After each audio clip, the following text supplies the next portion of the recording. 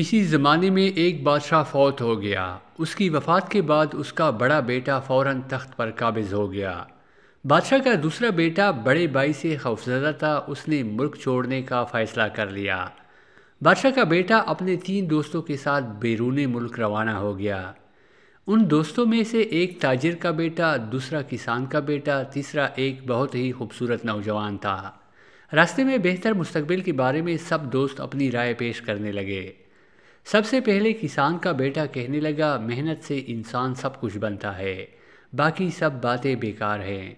تاجر کے بیٹے نے ان الفاظ میں اپنی رائے کا اظہار کیا، عقل اور حسن تدبیر سب سے بڑا ہتھیار ہے، یہ نہ ہو تو انسان ناکام ہے۔ اب نوجوان کی باری تھی، نوجوان گویا ہوا، حسن و جمال سب سے بڑی نعمت ہے۔ بادشاہ کا بیٹا اللہ کی ذات پر بھروسہ کرنے والا، نہایت تدبر تفکر والا انسان تھا۔ سب کی باتیں غور سے سننے کے بعد کہنے لگا، سب اپنی جگہ درست ہے، مگر سب سے بڑی چیز اللہ کی رضا اور قدر ہے۔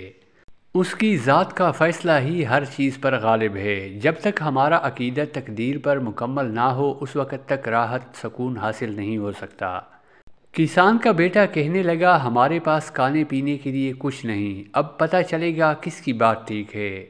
سب اپنی رائے آزماتے ہیں۔ یہ لوگ چلتے چلتے دوسرے ملک میں داخل ہوئے۔ یہ لوگ اس شہر میں اجنبی تھے۔ انہوں نے ایک صحرا میں پڑاؤ ڈالا۔ پہلے دن انہوں نے کسان کے بیٹے کو کہا، آج ہم دیکھیں گے محنت کے کیا فائدے ہیں، جاؤ اپنی محنت سے آج کے کھانے کا انتظام کرو۔ کسان کا بیٹا اٹھا اور جنگل کا رخ کیا، لکڑیاں توڑی اور شہر میں آ کر 2 درہم کی بیچ دیں۔ 1 درہم کا کانا لیا، دوسرا درہم اپنے پاس محفوظ کر لیا۔ ساتھیوں کے پاس آ کر انہیں بھی کھلایا، سب نے اس کو شاباش دی۔ اگلے دن تاجر کے بیٹے کا نمبر تھا کہ وہ عقل اور حسن تدبیر کا مظاہرہ کرے۔ وہ اٹھا اور ساحل سمندر پر آیا۔ سمندر میں سامان سے لدی کشتی ساحل کی طرف آ رہی تھی۔ تاجر کا بیٹا کشتی میں بیٹھ گیا، دوسرے راستے سے چپکے سے لدی کشتی کے مالک کے پاس پہنچا۔ اس سے سامان کا بھاؤ تاؤ کیا، ادار پر سارا سامان 100 درہم میں خرید لیا۔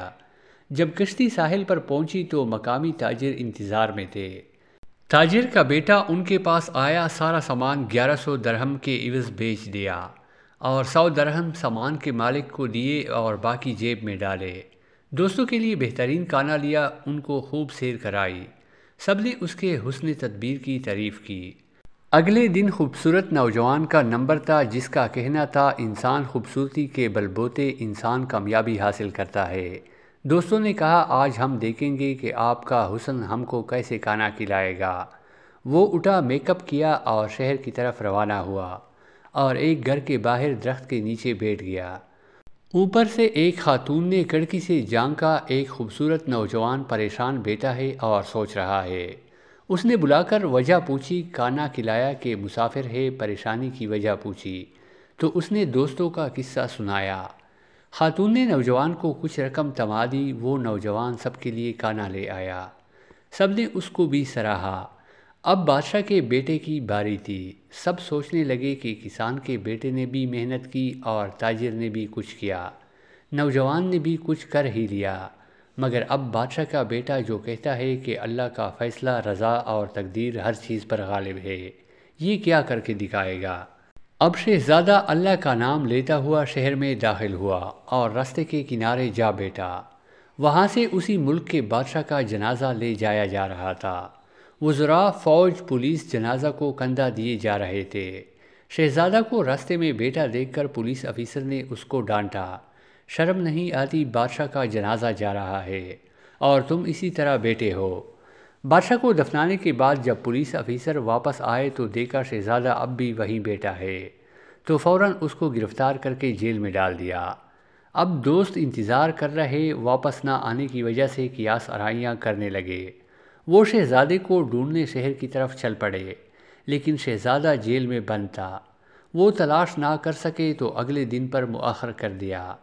ادھر کابینہ کے وزراء مشیر جمع تھے کہ نئے بادشاہ کا انتخاب کے لیے غور و فکر کر رہے تھے کہ نیا بادشاہ بادشاہوں کے خاندان سے منتخب کیا جائے، عام آدمی منتخب نہ کیا جائے۔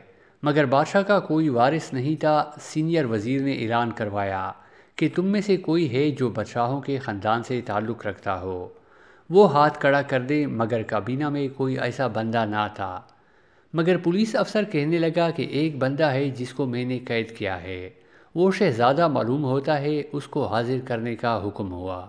شہزادے کو کابینہ کے سامنے لایا گیا اور پوچھا، آپ کون ہو اور یہاں کس غرض سے آئے ہو؟ شہزادہ بولا، میں فلاں ملک کے بادشاہ کا بیٹا ہوں، باپ مر گیا اور بڑا بھائی بادشاہ بن گیا، میں اس سے خوفزدہ تھا، جان کے خوف سے ملک چھوڑ دیا۔ تمام کابینہ نے اس کی بات کو قبول کیا اور اس کے ہاتھ پر بیعت لی اور اسے اپنا بادشاہ منتخب کر دیا۔ شہزادے کے منہ سے بے ساختہ نکلا، یقیناً اللہ کا فیصلہ تمام تدبیروں پر غالب ہے۔ اب وہ وزراء نے بادشاہ کو ملک کی سیر کرانے کے لیے باہر نکالا۔ بادشاہ شہر میں گشت کر رہا تھا، لوگ بادشاہ کے پیچھے بادشاہ زندہ باد کے نعرے بلند کرتے ہوئے بادشاہ کے پیچھے جا رہے تھے۔ ادھر شہزادے کے دوست شہر میں اس کی تلاش میں نکلے تھے، جو انہوں نے شہزادے کو اس حالت میں دیکھا تو سمجھ گئے، بے ساختہ بول اٹھے، واقعی اللہ کا فیصلہ تمام تدبیروں سے بڑھ کر ہے۔ وہ بھی بادشاہ زندہ باد کے نعرے لگاتے ہوئے بادشاہ کے ساتھ محل میں داخل ہو گئے۔ بادشاہ تخت پر بیٹھا، یہ لوگ اس کی خدمت میں حاضر ہوئے۔ بادشاہ نے ان کے سامنے کل کا جملہ دہراتے ہوئے کہا، اللہ نے یہ سب کچھ اس لیے کیا تاکہ تمہیں معلوم ہو جائے کہ اللہ کا فیصلہ، رضا، طاقت ہر چیز پر غالب ہے۔ اللہ جو چاہے کر سکتا ہے، جو جیسے گمان کرتا ہے اس کے ساتھ ویسا ہی معاملہ ہوتا ہے۔ بادشاہ نے تاجر کے بیٹے کو مشیر مقرر کر لیا، کسان کے بیٹے کو وزیر زراعت کے عہدے پر مقرر کیا، اور جو خوبصورت نوجوان تھا اسے کہا، یہ عارضی حسن کسی فائدے کا نہیں، اس کو کچھ مال تحفے میں دے کر رخصت کر دیا۔ جس نے خدا کی ذات پر بھروسہ کیا، اللہ نے اس کو ہی ہمیشہ کامیاب کیا ہے۔ آپ نے بھی ہمیشہ بارہا تجربہ مشاہدہ کیا ہوگا کہ جو مال عقل، حسن، کمال پر اعتماد کرتا ہے وہ اس کے باوجود ناکام ہو جاتا ہے۔ عربی کا مقولہ ہے، تقدیر تدبیر پر ہنستی ہے۔ اپنا کام اخلاص اور نیک نیتی سے کرتے ہوئے اللہ پر بھروسہ کیجیے۔ اللہ سب کا حامی و ناصر ہو، آمین۔